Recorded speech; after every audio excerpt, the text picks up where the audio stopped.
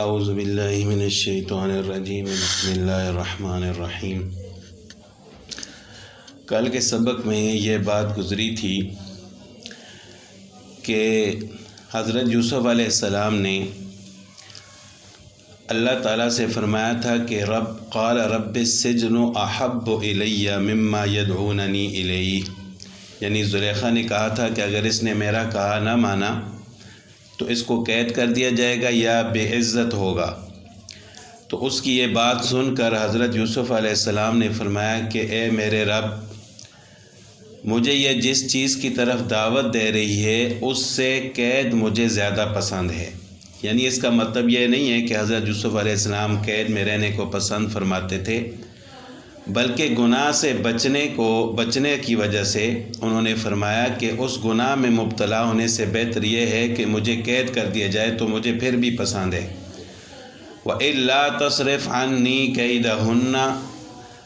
اگر آپ نے مجھ سے ان کا مکر دور نہ کیا، أَصْبُ إِلَيْهِنَّ، تو میں مائل ہو جاؤں گا ان کی طرف، وَأَكُن مِّنَ الْجَاهِلِينَ، اور میں جاہلوں میں سے ہو جاؤں گا۔ فَاسْتَجَابَ لَهُ رَبُّهُ، سو قبول کر لی اس کی دعا اس کے رب نے۔ فَصَرَفَ عَنْهُ كَيْدَهُنَّ، پھر دور کر دیا اس سے ان عورتوں کا فریب۔ إِنَّهُ هُوَ السَّمِيعُ الْعَلِيمُ، بے شک وہ سننے والا باخبر ہے۔ اب حضرت یوسف علیہ السلام نے جو یہ فرمایا تھا کہ یا اللہ مجھے قید میں رہنا اس سے زیادہ پسند ہے جس گناہ کی طرف یہ مجھے بلا رہی ہے، تو یہ کہنا بھی اللہ تعالیٰ کو پسند نہ آیا۔ بعد میں حضرت یوسف علیہ السلام کو قید کر دیا گیا، تو روایات میں آتا ہے کہ حضرت یوسف علیہ السلام کی طرف وحی آئی اللہ تعالیٰ کی طرف سے کہ ہم نے آپ کو جو قید میں ڈالا ہے یہ آپ نے خود اپنے آپ کو ڈالا ہے، کیونکہ آپ نے کہا تھا السجن احب الیہ، یعنی اس کی نسبت مجھ کو جیل خانہ زیادہ پسند ہے۔ اگر آپ عافیت مانگتے تو آپ کو مکمل عافیت مل جاتی، یعنی آپ گناہ سے بھی بچ جاتے اور قید سے بھی بچ جاتے۔ تو اس سے یہ معلوم ہوا کہ انسان کو ہمیشہ عافیت کی دعا کرنی چاہیے اور مصیبت سے بچنے کی دعا کرنی چاہیے، یعنی کبھی یہ دعا بھی انسان نہ کرے کہ یا اللہ مجھے بڑی مصیبت کے بجائے چھوٹی مصیبت دے دے، تو بعض اوقات دعا قبول ہو جاتی ہے، پھر انسان مصیبت میں مبتلا ہو جاتا ہے۔ اسی وجہ سے رسول اللہ صلی اللہ علیہ وسلم نے صبر کی دعا مانگنے کا حکم فرمایا، اور ایک شخص کو منع فرمایا کہ تو صبر کر اور مصیبت سے پناہ مانگ اللہ تعالیٰ سے۔ رسول اللہ صلی اللہ علیہ وسلم کے چچا حضرت عباس رضی اللہ تعالیٰ عنہ نے عرض کیا کہ مجھے کوئی دعا تلقین فرما دیجئے، تو آپ صلی اللہ علیہ وسلم نے فرمایا کہ اپنے رب سے عافیت کی دعا مانگیں۔ تو ہمیشہ انسان کو عافیت کی دعا مانگنی چاہیے۔ البتہ یوسف علیہ السلام نے تو اپنے آپ کو گناہ سے بچانے کے لیے ایسا فرمایا تھا، فاستجاب له ربه فصرف عنه كيدهن إنه هو السميع العليم ثم بدا لهم من بعد ما رأوا الآيات، پھر نشانیاں دیکھنے کے بعد لوگوں نے یہ سمجھا، یعنی عزیز مصر نے اور اس کے ساتھیوں نے، کہ لَيُسْجَنُنَّهُ حَتَّى حِينٍ، کہ ایک مدت تک حضرت یوسف علیہ السلام کو قید کر دیا جائے۔ یعنی ایک فتنہ تو پھیل گیا تھا زلیخا کی وجہ سے، اور کچھ لوگ حضرت یوسف علیہ السلام کو مارنے کے لیے تیار ہو گئے تھے، تو انہوں نے بہتر یہ سمجھا کہ حضرت یوسف علیہ السلام کو کچھ دنوں کے لیے قید کر دیا جائے تاکہ لوگوں کی اس فتنے سے وہ محفوظ ہو جائیں۔ وَدَخَلَ مَعَهُ السِّجْنَ فَتَيَانِ، جب یوسف علیہ السلام قید خانے میں داخل ہوئے تو ان کے ساتھ دو نوجوان تھے۔ قَالَ أَحَدُهُمَا، کہنے لگے ان میں سے ایک نے کہا کہ انی ارانی آصر خمرہ، کہ میں نے خواب میں دیکھا ہے کہ میں شراب نچوڑتا ہوں۔ وقال الآخر، اور دوسرے نے کہا کہ انی ارانی، میں دیکھ رہا ہوں یعنی خواب میں کہ احمل فوق رأسی خبزا، میں نے اپنے سر پر روٹی اٹھائی ہوئی ہے، تأکل الطیر منہ، پرندے اس میں سے کھا رہے ہیں۔ نبئنا بتاویلہ، بتلا دیجئے ہمیں اس کی تعبیر، انا نراک من المحسنین، ہم آپ کو نیکوکاروں میں سے دیکھ رہے ہیں۔ یہ دو نوجوان تھے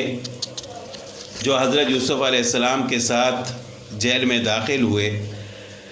تو یہ دو مجرم قیدی تھے، ان میں سے ایک بادشاہ کا ساقی تھا اور دوسرا باورچی۔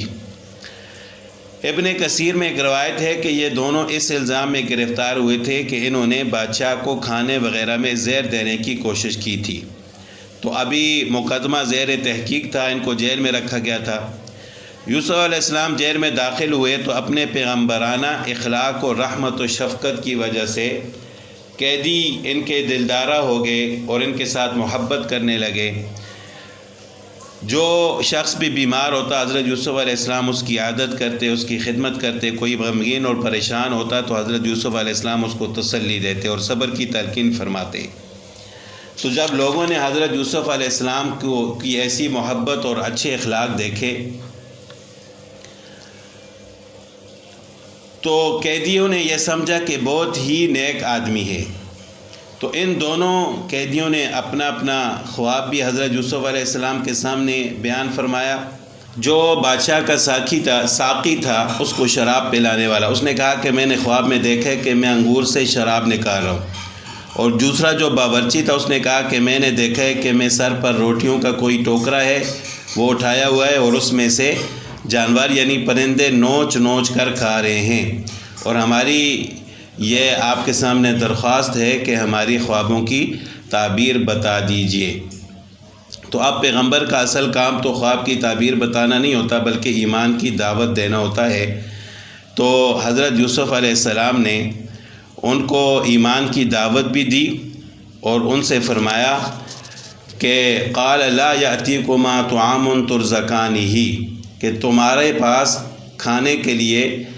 جب تک تمہیں کھانا نہیں مل جاتا میں تمہیں اس کی تعبیر بتا دوں گا، الا نبأتکما بتاویلہ، مگر بتا چکوں گا تمہیں اس کی تعبیر قبل ان یاتیکما، اس کے آنے سے پہلے۔ ذالکما مما علمنی ربی، یہ علم ہے کہ مجھ کو سکھایا ہے میرے رب نے۔ انی ترکت ملت قوم لا یؤمنون باللہ، میں نے چھوڑا ہے اس قوم کا دین جو ایمان نہیں لاتے اللہ پر اور آخرت پر، وہم کافرون، اور وہ لوگ منکر ہیں۔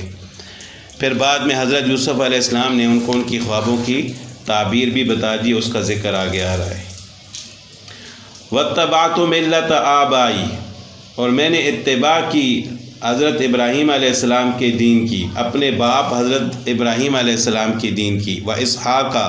اور اسحاق علیہ السلام کی دین کی، و یعقوب، اور یعقوب علیہ السلام کے دین کی، یعنی حضرت یوسف علیہ السلام کے والد یعقوب علیہ السلام تھے، ان کے والد اسحاق علیہ السلام تھے، اور ان کے والد ابراہیم علیہ السلام۔ تو اس وجہ سے حضرت یوسف علیہ السلام نے فرمایا کہ میں نے اتباع کی اپنے باپ دادوں کے دین کی۔ وہ کون تھے؟ حضرت ابراہیم علیہ السلام، حضرت اسحاق علیہ السلام اور حضرت یعقوب علیہ السلام۔ ما کان لنا، ہمارے لیے مناسب نہیں ہے کہ ان نشرک باللہ من شیء، کہ ہم اللہ کے ساتھ کسی کو شریک ٹھہرائیں۔ ذالک من فضل اللہ علینا، یہ اللہ کا فضل ہے ہم پر، وعلی الناس، اور سب لوگوں پر، ولکن اکثر الناس لا یشکرون، لیکن اکثر لوگ شکر ادا نہیں کرتے۔